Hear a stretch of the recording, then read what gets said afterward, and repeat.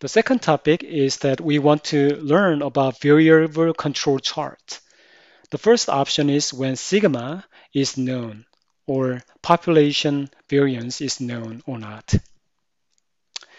At that time, the formula that we are going to be using is upper control limit is x double bar plus z times x sigma x bar. Lower control limit is LCL equals x double bar minus z times sigma x bar. X double bar stands for mean of the sample means or mean of the means. That's why we have two bars. Z equals number of normal standard deviations. If it is 2, it's 95%, 95.45% confidence level. If it is 3, 99.73% confidence level. So either you could pick 2 or 3 depending on your confidence level. You want to use 95% of confidence level for your process, then you can use 2 as your Z value. If it is 99.73% of confidence level, you can use a 3 here. And um, sigma x bar or standard deviation of x bar equals sigma x over square root of n. So this is sample standard deviation from your data and divided by a square root of the sample size. Then you can get this one. Because of central theorem, if your n is greater than 30, it proves that it follows normal distribution. So you can use this formula when n is greater than 30. And S equals population standard deviation, sample standard deviation, N equals sample size. Let's take an example here. A large production lot of boxes of complex is sampled every hour to set control limits that include 99.7% of the sample. 36 boxes are randomly selected and weighed. So X double bar in this case is 16 ounces from the data, and the sigma x bar equals 2 ounces. And the sample size is 36, and it's greater than 30, therefore it follows the central limit theorem. And the z equals 3, meaning we are covering 99.7% of the confidence level. At that time, we can find upper control limit and lower control limit quickly by applying this formula. So upper control limit x bar equals x double bar plus z times sigma x bar equals 16, that is x double bar, plus we use z 3 times 2 over square root of 36. 2 is the sample standard deviation. So that's 2 divided by square root of 36, and it gives you 17 ounces. So your upper control limit is 17 ounces, and lower control limit, if you apply the formula here, then you will get 15 ounces. Your center line is 16 ounces, and 17, 15, that's your upper and lower control limits. Now, when sigma is unknown, then we have to use different formula. Oftentimes, we do not know what sigma is. So as a result, it's better for us to use this formula, and we use it a lot more frequently than the other formula. Here's the formula, x bar chart, upper control limit, x bar equals x double bar plus A2 times R bar, and lower control limit is x double bar minus A2 times R bar. And x double bar is the mean of means, as we learned, and R bar is the average range of the samples, and A2 is from control chart factor that I'm going to show you soon, right here. So this is the control vector chart, and it depends on your sample size, how many samples you have. For example, say you have 10 samples. At that time, the mean factor A2 is going to be 0.3 or 8. And if it is 5, that's your sample size, then your A2 value is 0.577. And range chart is upper control limit R equals D4 times R bar, and lower control limit R equals D3 times R bar, where D4 stands for upper range and D3 is lower range. And we can similarly, similar to X bar chart, we can read this from this table. And D4, say when sample size 10, it's 1.77, and D3 is 0.223. So this is how you can read and apply and calculate the upper control limit and lower control limit. Here's an example of GM Chevy Bolt example. And say, in Detroit, GM is making three Chevy, they have three lines and they are producing Chevy Bolts every hour. And you collect data from 9 to 10. And in line one, say they made five cars, and the average miles per gallon was 200 for line one, and for line two, 210, line three, 185.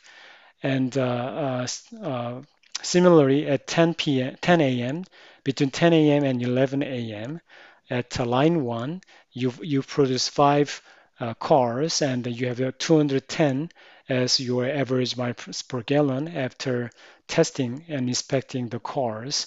And the same with line two and line three. And from line two, it was 215 miles per gallon, and line three, 210 miles per gallon, and so forth. If you have this data, and what is your upper control limit and lower control limit, is this process under control or not? That's the question that you are asking, and we have to calculate them and visualize them together. So if you look at this GM Chevy example, um, so what you want to do is you want to first calculate X bar, which is the mean of the samples. So what you do is you add 200, 210, and 185 together, and you get 198.33. That's your X bar for 9 to 10 a.m. And the range is the maximum minus minimum, right? So 210 minus 185 gives 25. Similarly, if you go to between 10 and 11, the X bar is the mean of these three miles per gallon, and it gives 211.66, and range is 5 because 215 minus 210, the minimum value is 5. And similarly, you calculate everything, then you will be able to now calculate X double bar, which is the mean of means, right? So the mean of means, so you average them, average these means, then you get 202.708 as your double bar. And you have R here, and you average them together, then you get R bar, which is 24.375.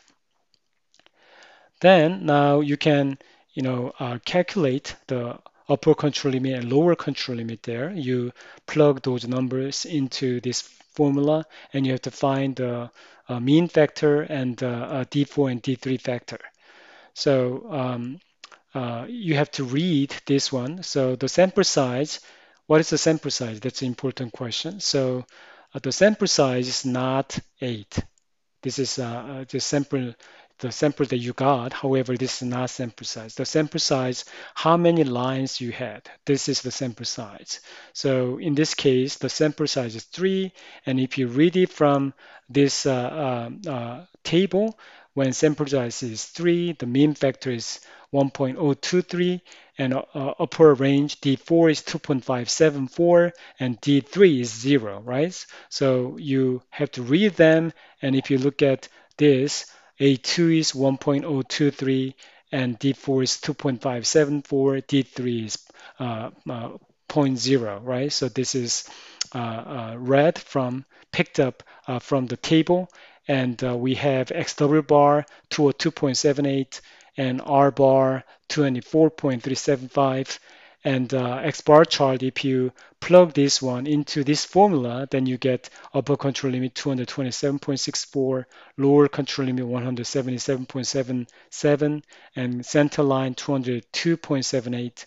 And similarly, R chart, you get you use this formula D4, which is 2.574 times R bar. Range bar is 24.375. If you multiply by them, then you get 62.741. And lower control limit is 0 times anything is 0, so it's a 0. And center line is the R bar, which is 24.375, right? So you calculate them, and now you can visualize them. So you have X bar chart, you um, put them together and connect the dots. Then you have this line graph, and also draw this upper control limit, center line, and lower control limits together. And you see this X bar chart is under control, right? So it's fluctuating on within the boundaries. So we can tell that this graph is under control. What about R chart, right?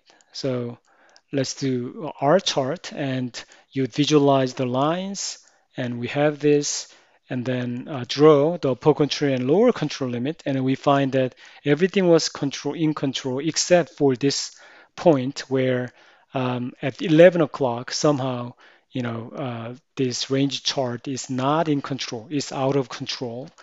So we can say, taking these two things together, that this process is not in control. That's our conclusion here, right? So because this point is out of the boundary, so we can say that this whole process is not in control, although X bar chart was in control. And another question that you have to ask is this a good thing or bad thing, right? So is this a good problem or bad problem to have? So in that case, you have to go back to the data and see what happened at 11 to 12. And we see that line 1, the average miles per gallon was 180, line 2, 170, line 3 was 240.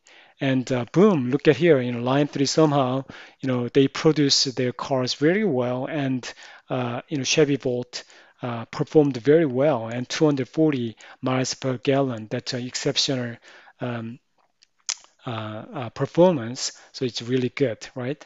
However, line 1 and 2 are not performing very well for some reason. Maybe 9 to 11 they were alert and worked hard, but from 11 they were not able to focus on. There might be the reason, or some material problem, or the machine problem, or equipment were not working properly, or they had a shortage, or they were just distracted. Those things can be analyzed or investigated at the time. But what is important is that they need to look at this line 3, 240, right? So we see that it's really good to have 240 miles per gallon, and it's the best performance out of the data points for that day. So you want to know what happened between 11 and 12 and line 3. You have to interview them and see what went well, and discuss with them and find it out and replicate that process, that performance as much as possible, right? That's what you want to do. So by looking at these two graphs, X bar chart was in control, but R was not in control, and therefore our conclusion is that this process is not in control. However, this is not necessarily bad problem, because line 3 at 11 o'clock performed superb, and we want to know why and replicate that performance, right? So that's what you can see here. Now let's think about the ways to interpret statistical process control chart. Here are 5 common rules that you can use. Rule number 1, obviously when any point goes out of the limit, control limit, whether it be upper control limit and lower control limit, that's problematic, and you want to look at that. And the second rule is 4 out of 5 points in zone B, right? So one, say upper area and lower area you have, and you can divide them into 3 areas, zone A and B and C. And if your points are staying, 4 out of 5 are in zone B, in the middle area, then there might be signaling you that it's problematic. Um, because the best scenario is that it oscillates around this center line. That's the best situation. It has to be there, maybe one or two over there, and then down there one or two times. Otherwise, it means that the center line is shifting toward the area. So that's not good. So we want to see a zigzag pattern, but we don't see it here. That's why it's problematic. Rule 3, 2 point out of 3 points in zone A. Zone A is near the boundary, upper control limit and lower control limit. And if two out of three are near this zone A or remaining in zone A, that's signaling you that the process might be going out of control and it needs your attention. Rule 4 is 8 or more consecutive points on one side of center line. So we have, uh, you know, 8 points consecutively on one side. As I say, it should be zigzag, but whether it be A or B or C, it doesn't matter. It's staying in one side 8 or more times consecutively, then it's a signaling you that you need to look at the process and see if there is shift of the center line. And rule 5 is a trend is 6 or more consecutive points increasing or decreasing. So decreasing trend or increasing trend, as I said, the zigzag is the best scenario, but 6 or more points are consecutively increasing or decreasing. That gives you a sign that something is happening with your process. Your equipment is getting loose or too tight, or people are getting loose. They are distracted. Something is happening there. So you want to look at that process. So these are 5 rules that you can use to interpret your process.